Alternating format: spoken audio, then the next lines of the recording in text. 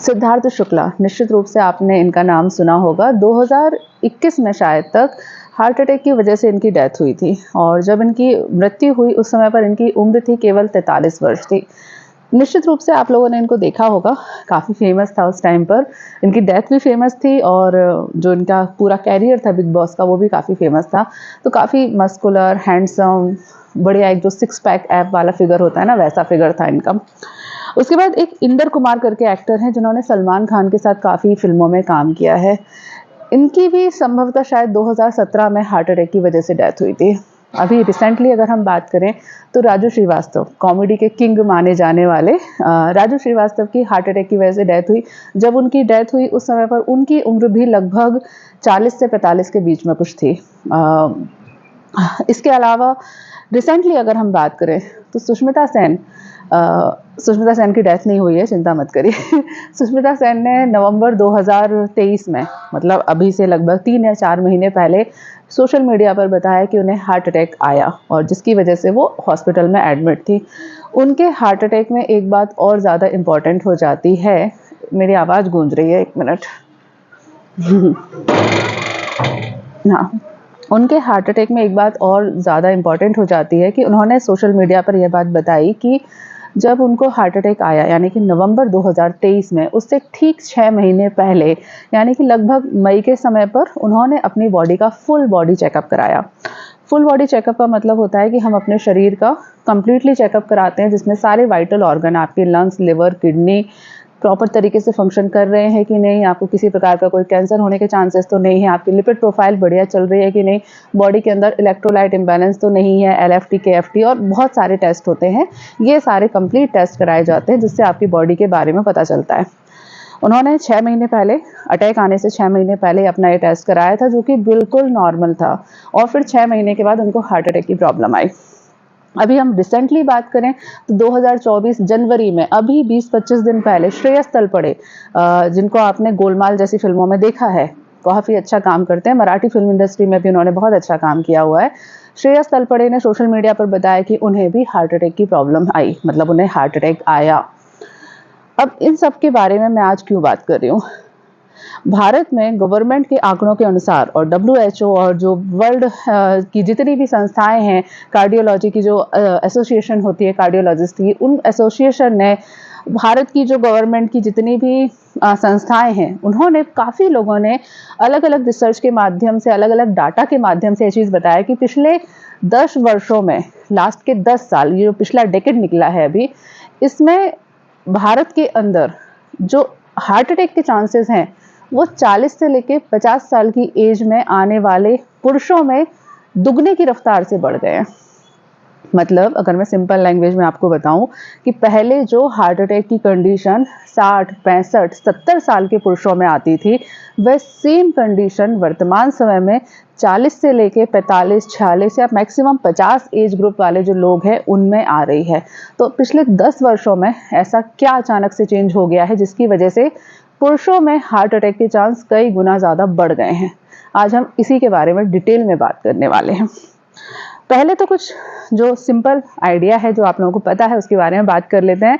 पहला तो क्या है कि भारतीयों में, जो सिर्फ भारतीय नहीं, भारत और भारत के जो सब कॉन्टिनेंट के आसपास के जो देश हैं, हमारे जो पड़ोसी देश हैं, भारत है हमारा पड़ोसी, शत्रु देश बोल सकते हैं, पाकिस्तान है हमारा, श्रीलंका, नेपाल, ये जो देश हैं, इसके अंदर एक जीन का म्यूटेशन हो गया है कुछ सैकड़ों वर्ष पहले। एक जीन का म्यूटेशन हुआ है, इसको myosin protein binding type C gene बोलते हैं, जो कि 11 नंबर के क्रोमोसोम पर पाया जाता है। इस जीन के म्यूटेशन होने से इस सब कॉन्टिनेंट के वाले रीजन में आने वाले पुरुषों और महिलाओं दोनों के अंदर हार्ट और हार्ट से रिलेटेड होने वाली प्रॉब्लम के चांसेस थोड़े से ज़्यादा हो गए हैं, थोड़े से इंक्रीज हो गए हैं इस म्यूटेशन के कारण, कंपैरिजन में यूरोप और बाकी सब कॉन्टिनेंट वाले जो देश हैं उनके मुकाबले में। ठीक है, तो पहला एक तो ये रीज़न हो गया। दूसरा रीज़न है कि भारत में जो हेल्थ को लेके एक फ्रीक वाला जो एक होता है, फिटनेस फ्रीक होता है, ये हमारे भारत में जनरली देखने को नहीं मिलता। भारत में सिक्स पैक ऐप, बिल्कुल पेट अंदर ढसा रहे और बिल्कुल बिस्किट बने हुए हैं पेट के ऊपर, वो ट्रेडिशन जनरली नहीं है। अगर आप भारत के पुराने गांव में, अखाड़ों में भी देखेंगे तो वहां आपको बड़े बड़े पहलवान दिखाई देंगे, लेकिन उनके पेट निकला हुआ रहेगा, लेकिन वो 100 दंड बैठक मार लेंगे है ना, दंड बैठक मार लेंगे, वो ऐसे ऐसे करके धोबी पछाड़ मार लेंगे, लेकिन उनका पेट निकला हुआ रहेगा, उनके थाइस थोड़े से लटके हुए रहेंगे।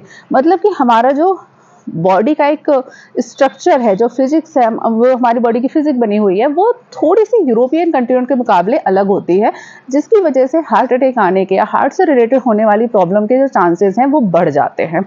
ठीक है। तीसरा एक कारण है कि हमारे यहाँ पर थोड़ा सा घी दूध चिकनाई कुछ ज़्यादा ही खाई जाती है। हम लोग घी को सेलिब्रेट करने वाले लोग हैं, कृषि प्रधान देश रहा है और फिर गायों की पूजा होती है। घी और दूध का सेवन भारत में एक लग्जरी का मैक्सिमम लिमिट होता है।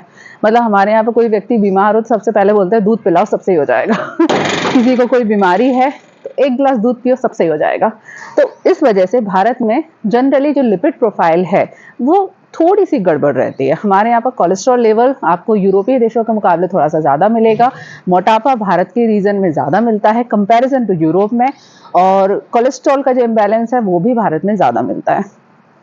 तीसरा एक कारण डेफिनेटली जो आप सबको पता है कि जो हार्ट रिलेटेड प्रॉब्लम होती है ना, वो जेनेटिक होती है। यानी कि अगर आपके माँ बाप को प्रॉब्लम है, और अगर आपके माँ बाप को नहीं भी है, आपके दादा दादी और नाना नानी को किसी भी प्रकार की हार्ट रिलेटेड प्रॉब्लम है, तो निश्चित रूप से आपको होने वाले जो हार्ट के रिस्क हैं वो ज़्यादा हो जाते हैं, बढ़ जाते हैं। तो अगर हम इसे पूरे 100 में डिवाइड करें, कितना कितना 10% मान लेते हैं, क्योंकि म्यूटेशन हो रखा है। ठीक है। तो म्यूटेशन के कारण भारतीयों में, और जब मैं भारतीय बोल रही हूँ तो इसका मतलब है हम भारत और उसके पड़ोसी देशों को शामिल कर रहे हैं, यहाँ पे अखंड भारत वाला जो नक्शा है उसको शामिल कर रहे हैं। तो भारत में जनरली म्यूटेशन के कारण हार्ट अटैक के चांसेस बढ़े हुए हैं।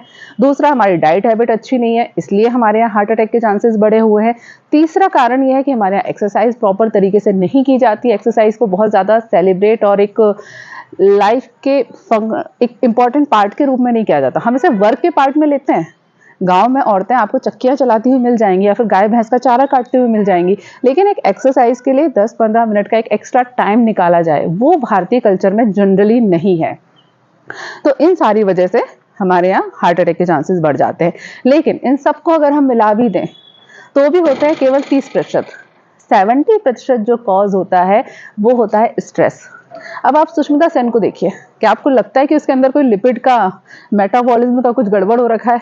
या सिद्धार्थ शुक्ला जिनकी डेथ हो गई हार्ट अटैक के कारण, फुल बॉडी में 6 पैक बने हुए थे, डेथ के एक दिन पहले तक जिम कर रहे थे, प्रॉपर मसल्स डोले शोले बने हुए थे, बढ़िया। और जैसा कि उन्होंने बताया कि उन्होंने किसी प्रकार की स्टेरॉइड या ये सारी चीज़ों का सेवन नहीं किया, उन्होंने नेचुरली बॉडी को बिल्डअप किया था। श्रेयस तलपड़े, उनको देख लीजिए, अभी रिसेंटली हार्ट अटैक आया है। कहीं से लगता है कि इनको किसी भी प्रकार का फैट है भी बॉडी में? इतनी लीन थिन एंड परफेक्ट बॉडी बना के रखी हुई है। तो फिर क्या कारण है? सबसे इम्पॉर्टेंट कारण आपके हार्ट अटैक या हार्ट से रिलेटेड प्रॉब्लम का होता है, वो होता है स्ट्रेस का कारण। अगर आपको स्ट्रेस है तो आपको हार्ट रिलेटेड प्रॉब्लम होंगी ही होंगी। अब दिक्कत ये है कि हम लोग स्ट्रेस को प्रॉब्लम के रूप में आइडेंटिफाई नहीं करते। हमने मान के रखा हुआ है कि स्ट्रेस तो होता है, वो तो नेचुरल है, हो गई स्ट्रेस। अरे बच्चे की नौकरी नहीं लगी, स्ट्रेस तो हो गई होगा। हस्बैंड बाहर नौकरी कर रहा है, बीवी घर पे अकेली है, स्ट्रेस तो हो गई होगा। हमने स्ट्रेस को अपनी ज़िंदगी का हिस्सा बना के रखा हुआ है और हम मानने को तैयार नहीं है कि स्ट्रेस एक नेचुरल चीज़ नहीं है। जनरली स्ट्रेस कितने प्रकार के होते हैं, हम इस बारे में बात कर लेते हैं ताकि आप इस चीज़ को आइडेंटिफाई कर पाएं कि कौन कौन से स्ट्रेस की यहाँ पर बात हो रही है। मैं यहाँ पर स्पेसिफिकली बात कर रही हूँ मेल से रिलेटेड, फीमेल से रिलेटेड भी बात करेंगे, लेकिन हार्ट अटैक के मामले में फीमेल्स थोड़ी सी लकी हैं, क्योंकि हार्ट अटैक के चांसेस जो होते हैं वो मेल में ज़्यादा होते हैं, फीमेल में कम होते हैं। ठीक है। तो इस मामले में थोड़ा सा लकी हैं फीमेल्स कि उनको हार्ट उनका बड़ा मजबूत होता है। ठीक है। पहली प्रॉब्लम होती है जो जेंट्स को फेस करनी पड़ती है, वो है फाइनेंशियल प्रॉब्लम। और ये वास्तव में बहुत बड़ी प्रॉब्लम है, सीरियसली बहुत बड़ी प्रॉब्लम है। मैं जिसको सिर्फ वीडियो में नहीं बोल रही हूँ, मैं जनरली इसको मानती हूँ प्रॉब्लम है। लड़कियों के पास भारतीय समाज में एक ऑप्शन हमेशा होता है कि यार पढ़ाई लिखाई कर लो तो ठीक है, नहीं हुआ तो शादी करा देंगे। ये ऑप्शन भारत में हर लड़की के पास में बाय बर्थ अवेलेबल है। अगर आपको पढ़ाई लिखाई करनी है, नौकरी करनी है, अच्छी बात है। अगर आपको नौकरी नहीं करनी, आपको पढ़ाई में इंटरेस्ट नहीं है, माँ बाप आपकी शादी करा देंगे, शादी करा के एक व्यक्ति को, एक परिवार को असाइन कर देंगे कि तुम मरते दम तक इसकी बेसिक नीड का पूरा करोगे। एकदम उसे खाने के लिए खाना दोगे, पहनने के लिए कपड़े दोगे और इसके शौक पूरे करोगे। तो लड़कियों के पास ये ऑप्शन हमेशा अवेलेबल होता है, लेकिन दुर्भाग्य से लड़कों के पास ऐसा कोई ऑप्शन नहीं है। अगर लड़का 18, 19, 20 साल तक अपनी कैरियर वाइज थोड़ा सा स्ट्रांग नहीं है, मतलब कैरियर को लेके सीरियस नहीं है, तो भारत में उस बच्चे के ऊपर माँ बाप का प्रेशर 10 गुना ज़्यादा हो जाता है कंपैरिजन टू फीमेल। अगर लड़का 18, 19 साल का अपने कैरियर को लेके, अपने एग्ज़ाम की तैयारी को लेके सीरियस नहीं है, अच्छे से पढ़ाई नहीं कर रहा है, उसके मार्क्स अच्छे नहीं आ रहे हैं, अगर वो एक्स्ट्रा करिकुलर एक्टिविटीज़ जिससे उसको नौकरी मिल सकती है उसको प्रॉपर तरीके से नहीं कर रहा है, तो ये भारत का समाज उस लड़के को जीने नहीं देगा। टोटल मिला के ये हो जाएगा कि लड़का आवारा हो गया है। कोई नहीं मानेगा कि उसको इंटरेस्ट नहीं है उस चीज़ में, या उसको किसी और चीज़ में इंटरेस्ट होगा। उसके इंटरेस्ट की कोई वैल्यू नहीं है। लड़के का इंटरेस्ट एक ही बात से होता है कि उसको पैसे कमाना है, कैसे भी करके उसको नौकरी लगनी है। उसके बाद अगर चलिए उसकी नौकरी लग गई, मान लेते हैं कि एक बेसिक नौकरी लग गई, उसके बाद में समाज का स्टैंडर्ड भी मेंटेन करना है।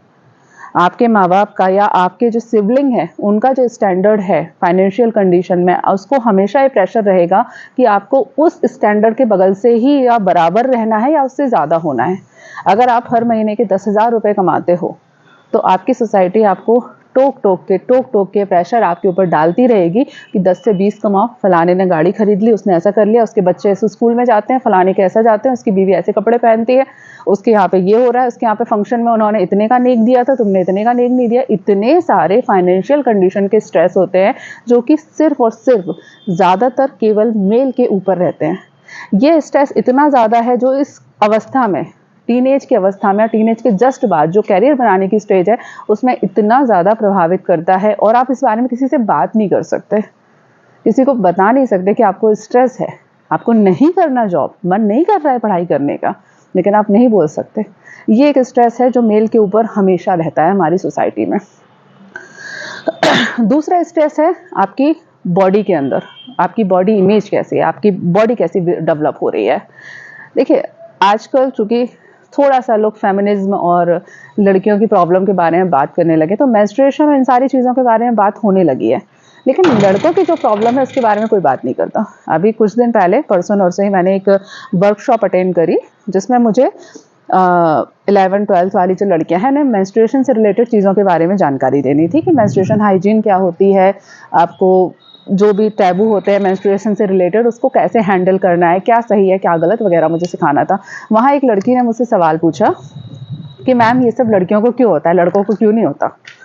इतना ऑनेस्ट नॉर्मल सा सवाल है। सारी लड़कियां सोचती है कि सारे तकलीफ हमें ही क्यों होते हैं, लड़कों को क्यों नहीं होते। लड़कों को भी प्रॉब्लम होती है, हार्मोन्स उनको भी प्रभावित करते हैं।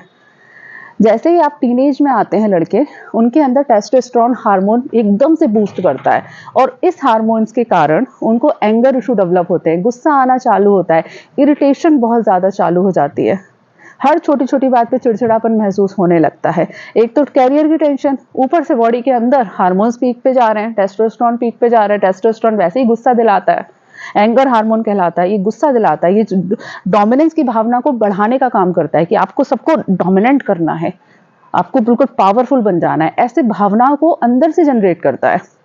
अब ये दोनों चीजें हार्मोन के इन्फ्लुएंस में आकर बच्चा गुस्सा करता है और इस एज में हर माँ बाप अपने बच्चे को बोलते हैं हमारा लड़का तो बिगड़ गया।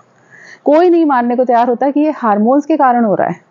फिर जैसे ही एज बढ़ती है, आपके बॉडी के अंदर लड़कों में जनरली हार्मोन्स एक तो 18 से लेके 20-25 साल की एज में चेंज होते हैं बहुत ज़्यादा, और उसके बाद में होते हैं जब उसे मिड लाइफ क्राइसिस बोला जाता है, यानी कि 40 के बाद में। 40 के बाद में बॉडी के अंदर फिर से टेस्टोस्टेरोन हार्मोन अपना रोल प्ले करता है। इस दौरान सेक्सुअल डिज़ायर बहुत ज़्यादा इंक्रीज हो जाती है, लेकिन जो सेक्सुअल परफॉर्मेंस है वो बहुत ज़्यादा कम हो जाता है। इस एज में लड़कों को प्रीमेच्योर इजैकुलेशन या फिर इरेक्टाइल डिस्फंक्शन जैसी प्रॉब्लम चालू हो जाती है, लेकिन सेक्स की डिज़ायर बहुत ज़्यादा बढ़ जाती है। ठीक है, और इस एज में फीमेल्स के साथ बड़ा उल्टा होता है, फीमेल्स की सेक्सुअल डिज़ायर बहुत कम हो जाती है। अब एक कपल है, हस्बैंड वाइफ है, जिसमें एक की डिज़ायर बहुत ज़्यादा है, दूसरे की डिज़ायर ही नहीं है, और एक की डिजायर हार्मोन्स के कारण आ रही है, दूसरे की डिजायर हार्मोन्स नहीं होने के कारण कम हो रही है, तो दोनों में तालमेल कैसे होगा? तालमेल नहीं होता है तो स्ट्रेस डेवलप होता है। हार्मोन्स के इन्फ्लुएंस में आकर इस एज में, ये जो 40 वाली एज है, इसमें फिर से बहुत ज़्यादा सेक्सुअल प्रॉब्लम होती है। सेक्सुअल के साथ में जो साइकोलॉजिकल प्रॉब्लम होती है ना, डिप्रेशन, इरिटेशन होना, वो वापस स्टार्ट हो जाता है। तो ऐसा बिल्कुल नहीं है कि हार्मोन्स लड़कों को बख्श देता है। अगर लड़कियों के अंदर प्रॉब्लम क्रिएट कर रहा है ना, हर महीने मूड स्विंग आ रहे हैं ना, तो लड़कों के साथ भी उतना ही लफड़ा हो रहा है। ठीक है, एक तो ये प्रॉब्लम है। ठीक, उसके बाद एक प्रॉब्लम जो यूनिवर्सल है, लड़का लड़की दोनों को होती है, कि समाज क्या कहेगा। हर छोटी बड़ी बात में समाज क्या कहेगा। अगर आपकी नौकरी अच्छी नहीं लग रही है, अगर आपका फैमिली अच्छी नहीं है, अगर आपके बच्चे अच्छे से बिहेव नहीं कर पा रहे हैं, अगर आप दिखने में अच्छे नहीं हो, आपका पेट ज़्यादा निकल रहा है, आपको टकलापन आ रहा है, बाल आपके झड़ रहे हैं, तो लोग क्या कहेंगे। ये प्रॉब्लम एक हमेशा आपको घेर के रखती है। तो ये सारी चीज़ें आपको स्ट्रेस पैदा करती हैं, और अल्टीमेटली आपको हार्ट से रिलेटेड प्रॉब्लम होने का जो मेन कॉज होता है वो स्ट्रेस ही होता है। 30% में निश्चित रूप से आएगा कि जो जेनेटिक है, वो क्रोमोसोमल डिसऑर्डर है, ये आ जाएगा कि जीन की वजह से हो रहा है, जेनेटिक हो रहा है, लिपिड प्रोफाइल गड़बड़ हो रखी है, मोटापा हो रखा है, एक्सरसाइज नहीं है, ये सारी चीज़ों का रीज़न आएगा। लेकिन 70% कॉज है वो हमेशा ही स्ट्रेस होता है। अब आप मुझे कमेंट सेक्शन में एक चीज़ बताइए कि क्या आपको कार्डियक अरेस्ट और हार्ट अटैक, इन दोनों में अंतर पता है? क्योंकि इनमें से जिनके भी मैंने नाम लिए थे सेलिब्रिटीज़ के, इसमें किसी को हार्ट अटैक आया है, किसी को कार्डियक अरेस्ट हुआ है। कार्डियक अरेस्ट और हार्ट अटैक, इन दोनों के ट्रीटमेंट को ना 10वीं 11वीं के सिलेबस में डाल देना चाहिए। मेरा मानना है कि हर 11वीं 12वीं साल के जो बच्चे हैं ना, 11 12 वाले बच्चे हैं, उनके सिलेबस में ये चीज़ होनी चाहिए। क्योंकि अगर सीपीआर देना, कैसे सीपीआर दिया जाता है, कब दिया जाता है, ये भारत के बच्चे सीख जाए ना, तो हम बहुत सारे पेरेंट्स की दुर्घटनाओं को कम कर सकते हैं। तो आप कमेंट सेक्शन में मुझे बताइएगा कि सीपीआर और कैसे दिया जाता है, और कार्डियक अरेस्ट और हार्ट अटैक, इन दोनों में क्या अंतर है बताइए। स्ट्रेस के और क्या कॉज हो सकते हैं वो आप मुझे कमेंट सेक्शन में बताइएगा। इसको ठीक कैसे करना है, अगर आपको ये सब जानना है, आप मेरी हेल्प चाहते हैं इस मामले में, तो प्लीज़ कमेंट सेक्शन में ज़रूर लिखिएगा। नेक्स्ट वीडियो में हम स्ट्रेस को कैसे मैनेजमेंट कर सकते हैं, कैसे आपको इसे ठीक रखना है, स्ट्रेस को कंट्रोल कैसे रखना है, अपने हार्ट को आपको मेंटेन कैसे रखना है, अपनी हेल्दी लाइफ कैसे मेंटेन रखनी है, इन सारी चीज़ों के बारे में बात करेंगे। चलिए नेक्स्ट वीडियो में मुलाकात होती है, तब तक के लिए stay healthy and be happy. Please be happy, वो ज़रूरी है, बी हैप्पी इम्पॉर्टेंट है। Bye bye.